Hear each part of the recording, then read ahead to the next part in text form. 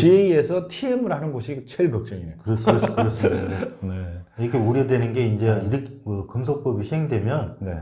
20개, 10개 이렇게 많은 회사의 제휴는 예, 예. 어렵지 않나 싶습니다. 안녕하십니까. 보험자료 뉴스 브리핑입니다. 이번에는 금속법, 금과 소금법 없이 아닙니다. 금융소비자보호법 3탄, 금속법 제도 알기 3탄, 빠져나갈 구멍 없다. 판매 프로세스 확 바뀌어야. 자, 요겁니다. 자, 금속법을 이렇게 했는데, 이제 어떻게 하느냐. 이제 서명운동하고, 좀 경감해달라고, 좀 불합리한, 아까, 이편에 이야기하는 운전자 보험, 100명 얼마치 총 보험료밖에 안 되는데, 1,700만 원 된다거나, 이런 거. 그렇죠. 이런 거는 하면 안 된다. 이제 이 운동도 일단 해야겠죠. 왜냐면 부당한 거. 근데 이제 법은 어떻게 할 수는 없고.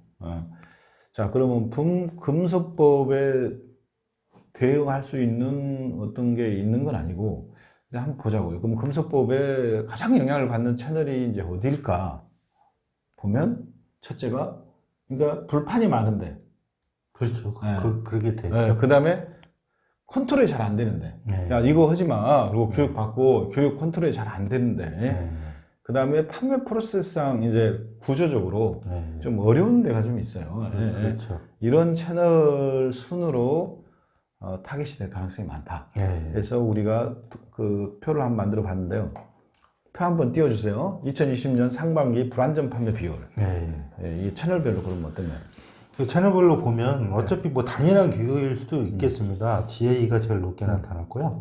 그 다음에 TM, 그 다음에 이제 홈쇼핑 끼고, 그 다음에 이제 설계사 방카 순인데요. 어차피 이거는 GA는 여러 상품을 파니까 A 상품 설명하다가 B 상품 설명하다 섞여서 설명할 수 있고, 이런 부분이 존재할 수 있기 때문에 예상대로 GA가 제일 높게 나타나고 있습니다. 그것도 GA는 또 굉장히 좀 자유롭잖아요. 그렇죠. 통제가 좀 잘 안 되고. 그렇죠. 또 출근 정확히 해서 교육다가 안 하면 막 벌칙도 주고 해야 되는데, 그렇죠. 이제 그런 내부 통제랄지, 관리, 이런 게 타이트하지 못하기 때문에 더 그럴 여지가 되게 많네요. 그러니까 GA가 가장 걱정이네. GA에서 TM을 하는 곳이 제일 걱정이네. 그렇습니다. 네. 이렇게 우려되는 게 이제 이렇게 금속법이 시행되면 20개, 10개 이렇게 많은 회사의 제휴는 어렵지 않나 싶습니다. 왜냐하면 제대로 된 설명이 안 따르면 거기에 대한 페널티가 잘 모르고 때문에 어쩌다 이제 한 건 했을 때 생길 수 있는 문제가 있겠네요. GA도 주력 보험사 위주로 네. 상품을 팔 공산이 크겠죠. 자, 그러면 여기에 대비할 수 있는 방법은 이제 채널별로 이제 가장 그렇고, 지금 불안전 판매 프로세스를 이제 총체적으로 점검하고 판매자 교육에 나서야 된다. 요거는 무슨 뜻이에요? 이게 이제 저희가 판매 프로세스 전체를 우리가 규제를 하니까. 예전에는 지금 지인이면 그 사람이 일일 노동자도 50만 원짜리 종신보험 이렇게 들 수가 있잖아요. 현재는 그래도 아무런 페널티가 없었어요. 소비자가 이의를 제기하지 않으면 3개월 내내. 근데 이제 지금은 아까 말한 대로 적합성과 정합 따라가잖아요. 그게 되면 나 한 달에 50만 원 버는 사람이 50만 원짜리 종신보험 들 수 없잖아요. 이런 부분이 안 맞으면 5년 안에 내가 이런 문제가 있었다. 이렇게 제기하면 페널티와 그 원금을 돌려주는 문제가 있어요. 그런 부분에서 예전에 상품 설명 의무 이전에 적합성과 아까 말한 그 규칙을 정해서 내용을 판매 프로세스의 정합성, 적정성에 맞는 프로세스 분석이 따라야 돼요. 일부 지금 플랫폼 기업에서는 연령대별, 소득별, 상품 니드 이게 금속법 이전에 맞춰진 그런 행위가 따라가야 되는 거예요. 이제 이건 선택이 아니라 필수예요. 필수. 이거 좀 복잡하네요. 그러면 이제 구체적으로 봐야겠네요. 판매 프로세스상의 적합성, 적정성을 위반하는 행위가 어떤 건지를 분석을 해야 되네. 그렇죠. 자, 근데 특별하게 뭘 설명을 안 하는 어떤 특정 상품에 대해서 있어. 그러면 그 부분을 못하게 하고 그걸 했을 때 내부적으로 어떻게 애를 통제 규제할 건지 자체적으로 그렇죠. 이런 걸 다 만들어 가지고 그걸 시행을 해야 되네. 그렇죠. 소득 수준별, 성별에 따라서 어떤 체크 항목을 물어봐야 된다.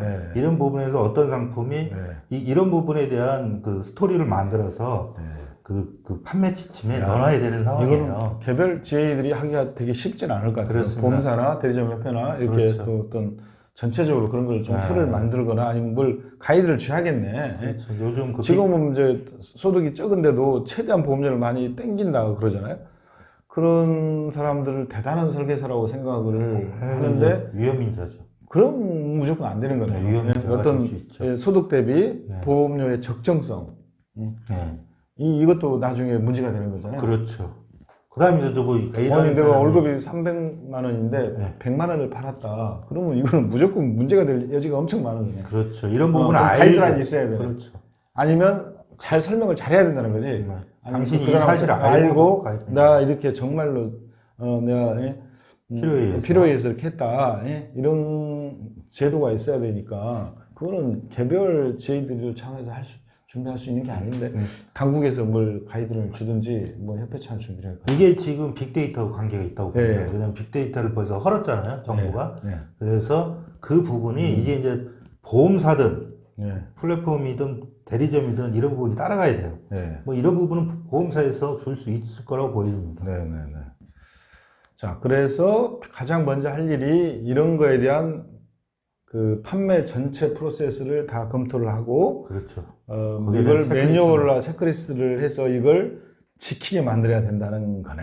그렇죠. 그게 중요하죠. 그 다음에 애를 계속 교육을 하고, 이런 거 하면 안 된다. 자, 이 매뉴얼도 해라. 그걸 매뉴얼을 안 따랐을 때 자체적인 어떤 통제, 처벌 장치도 만들어야 되고, 계속 그걸 관리를 해야 되네. 그렇죠. 잘못하면 그 설계사 하다가 수수료 환수 외에 더 돈을 뱉어낼 수도 있어요. 깜빡 갈 수도 있어요.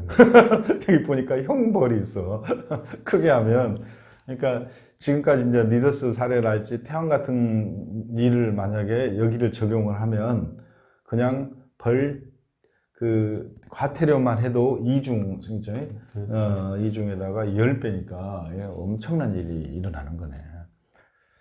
자, 교육 관리 시스템, 뭐 이것도 이제 제일 중요하고 가장 중요한 거는 정직성이라고 그랬죠. 정직성입니다, 정직성. 정직성이라는 건 어떤 윤리 같은 거네, 도덕. 그렇죠. 그러니까 학교의 도덕 시험을 보면 참 이상해요. 뭐 답이 뻔한 거잖아요. 그렇죠. 답이 뻔한 건데 그걸 왜 계속 그걸 공부를 시키고 시험을 보는 이유는 그걸 그냥 뇌리에 그냥 막 담아서 도덕이란 건 무조건 지켜져야 할 어떤 그런 거잖아요. 그리고 우리 FP 협회, CFP 관해서 윤리 교육이 되게 중요하거든요. 그리고 판매업자의 윤리 의식, 특히 금융 상품 뭐 이런 게 이제 중요한 시대가 도래된 것 같아요. 사실은 윤리 의식 하면은 조금 부끄럽잖아요. 부끄러움이 좀 많은데. 그러면 이것도 윤리를 당신이 가져라. 정직하게 해야 된다. 이렇게 될 일은 또 아닌 것 같아. 그게 우선이 돼야 되는데, 이게 윤리 교육도 또 해야 돼요. 왜냐하면 이게 나쁜 것인지 모르는 분들이 있어요. 작성계약 막 이런 거 하시는 대표님 또 내가 뭐 잘못한 게 뭐 있냐. 보험사 이걸로 손해본 게 뭐 있냐. 25차 가면 얘는 뭐 유지율 100%고, 다른 정상적인 계약도 몇 프로, 30%는 까지는데, 막 이렇게 이야기 하시는 사람, 이게 바로 윤리식이 없는 거예요. 근데 그런 분들은 이제 금속법 시행되면 탱크로 당하시죠. 그리고 윤리도 타고날 때도 갖고 있는 게 아니라, 이건 교육을 해야 된다. 그러니까 최우선시 해야 된다는 이야기는 스스로 자각도 해야 되지만, 교육이랄지 모든 거에 있어서 이제 윤리 교육이 강화돼야 된다는 거죠. 그렇습니다.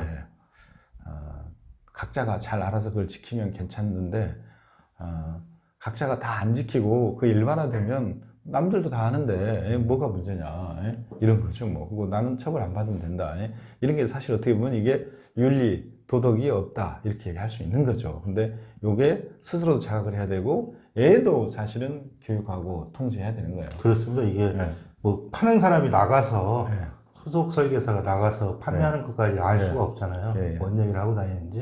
근데 예를 들어서 10명의 설계사를 데리고 있는데 그 설계사가 엄청난 업적을 했어요. 네. 근데 다니다 그만두고 딴 데를 갔습니다. 네. 저는 대리점 하고 있어요. 네. 5년 안에 고객이 문제 있다고 페널티를 제기합니다. 그 책임은 다 대리점주가 지게 돼 있습니다. 이게 교보생명 얘기를 하셨어요? 네, 이제 갑자기 교보생명 웬 칭찬문도? 제가 이제 이런 내용이 사례가 없을까 하나 네. 찾다가 네. 저희 신문에 네. 그 기사, 기재된 네. 그 교보생명 사례를 보니까 교보생명이 이제 프로세스를 벌써 진행하고 있는데 교보생명뿐만 아니라 네. 대부분 회사가 네. 일단 이제 준비를 하고 있고 네. 이거는 뭐 법이에요. 이게 나중에 이 12월 6일까지 모니터링해서 바뀌어지는 게 아니기 때문에 네. 이 프로세서 판매 교육은 선행하고 있는 것 같습니다. 그래서 요게 이제 불편하고 짜증이 나겠죠. 그러나 이제 사실은 현재 문제가 있으니까 그 규제를 하려고 하는 거고, 또 이 규제에 맞게 잘 저희가 순응하고 우리가 변화돼서 또 소비자 신뢰를 좀 회복하고 찾으면 네. 우리 또 제이든 보험 쪽 분야 더 발전하고 이런 거기 때문에 이걸 긍정적으로 좋게 받아들이면 돼요. 네. 그러나 이제 근본적으로 여기에 순응하지 못하는 데들은 도태를 시키겠다. 왜냐하면 이렇게 돈을 징별적으로 뭐 하겠다는 이야기는, 너 깜빡까지 넣겠다는 이야기는 절대 하지 말라는 뜻이거든요. 네. 그러면 지금처럼 대충 피해나가면서 하는 뭐 그 이상한 영업들, 이제 민원을 막 유발하게 하는, 제 생각에는 브리핑도 방식이 바뀌지 않으면 여기에는 안 나와 있죠. TM만 브리핑 영업도 심각한 타격을 받을 것 같아요. 왜냐하면 이런 걸 할 수 있지 않아요.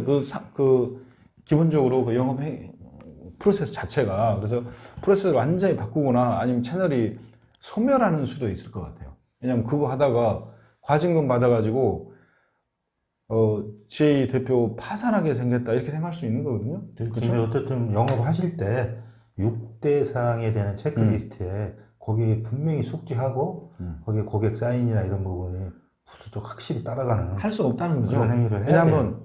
한 10분, 20분 막 수십 명 모여서 설명하는데 거기서 어떻게 하냐는 거죠. 그래서 그러네요. 제 생각에는 브리핑 영업은 소멸하는 거 아니냐, 아니면 근본적으로 아까 판매 프로세스의 혁신이랄지 다른 형태로 비즈니스를 해야 된다. 그렇지 않고서는 이 제재를 피해 나갈 수가 없다. 근데 그것과 유사한 형태의 여러 가지 영업을 하시는 제 대표님들, 관리자들, FP님들은 이제 과거처럼 그렇게 못해요. 그렇게 하다가 큰일 나요. 그러니까 지금부터 어떻게 보면 굉장히 준비를 이분들은 많이 하셔야 할 것 같아. 근본적인 변화가 있어야 될 것 같다. 금소법을 떠나서 네. 결국은 이게 이제 영업하시는 분이나 회사 운영하시는 분 다 살이 되는 내용이니까 잘 준비하시기 바라겠습니다. 그리고 뭐 이제 범업계 차원에서 또 감독 당국도 그런 걸 제도 프로세스 정비를 같이 하고 하겠죠. 그래서 그게 잘 대응해서 제대로 하겠다 이 생각을 좀 갖고 계시면 더 신뢰받는 채널로서 우리가 다시 태어날 수 있지 않겠냐 이런 생각입니다. 그리고 이제 이후에 막 이 기사를 보고 막 요청들이 많이 왔습니다. 실제 이제 임팩트가 얼마 될 거냐, 아니면 구체적인 사례. 근데 우리가 이제 시행령이 정확히 확정되지 않았기 때문에 저희도 이제 완벽하게 말씀드릴 수 있는 건 좀 제한적이에요. 그렇지만 할 수 있는 범위까지 이후에 이제 일단 3편으로 종료를 했지만 기존의 금소법에 대한 거, 잘못된 거에 대한 팩트 체크, 그 다음에 실제 임팩트, 그 다음에 시행령을 만드는 과정에서 여러 가지 또 보도가 있으면 전문지답게 심도 있고 정확한 추후 보도를 해드리도록 하겠습니다. 장시간 시청해주셔서 감사합니다. 고맙습니다.